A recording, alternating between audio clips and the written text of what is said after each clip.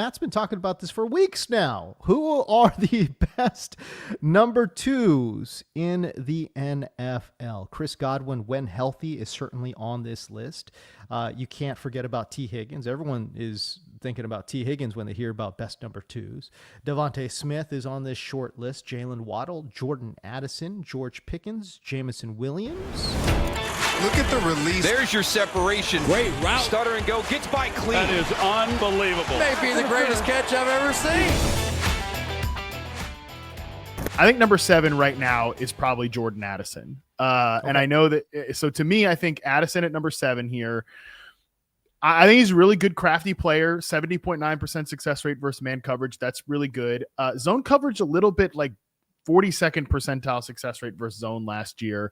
I just don't think he offers like anything really special, I don't think he has like a trump card trait, to use an old adage of mine. I do think he is again, really crafty route runner, really good at like snapping against off man coverage, but as a number 1, I think he'd be really easy to defend because he struggles with press coverage. He struggled with press coverage dating back to his prospect profile.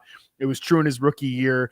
Slight improvement this past year, but still 45th percentile against press. I would just imagine again, if I'm a team going against Jordan Addison as the number 1, I'm just pressing the guy. I'm getting in his face. I'm trying to play physical, and I just don't think he has the agility off the line of scrimmage or the long speed to really be a threat in that way. But he is a perfect number 2 receiver across from Justin Jefferson specifically because he gets so much zone and off man looks, and he really thrives on posts, digs, and curl routes.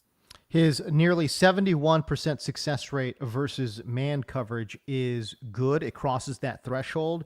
It's just not dominant or great. 64th percentile for Jordan Addison against man coverage. And again, we talk about below the thresholds we're looking for in both zone coverage and especially against press coverage. And by the way, that press coverage score is low enough that it actually drags down his man coverage scores as well. So, if it's off man coverage, I think Jordan Addison looks a lot better, but that's just not how the NFL is played. Okay, so you say there's a question as to 5, 6, and 7.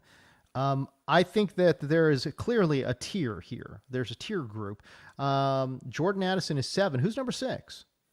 Yeah, I went Jameson Williams, number 6, and I think that this is the closest between him and Jordan Addison was the toughest one because you're really talking about 2 very different players, whereas Jordan Addison just kind of barely crosses that success rate versus man threshold that we want at over 70%. Jameson Williams falls below that at 65.7%, but Jameson is closer to that 80% success rate versus zone than Jordan Addison is. There is also something to be said about the fact that, like, if I throw Jordan Addison, again, we just think about like those crossing routes and stuff like that, like intermediate dig routes.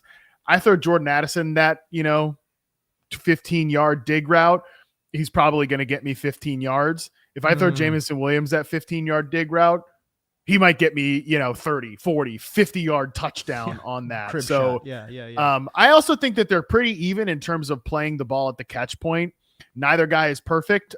Jordan Addison, actually, to his credit, took a big step forward there. Like his contested catch rate was pretty awesome. Actually, after 50% in his rookie year, he was much better than that, over 80% this past year. But Jameson Williams is no slouch there. And like I said, I just think that he's a guy that is like kind of an average-ish separator across the board, almost like strikingly average as a separator across the board. But when you get him in the right spots, he can be really dangerous with the ball in his hands. And he does matter a lot on his intermediate routes. Out route success rate, 93.3%, dig route success rate, 81.3%. That to me was a surprise, and again, by the way, he's running these routes a lot, it's nearly 15% route participation on the dig route, 7% on the out route.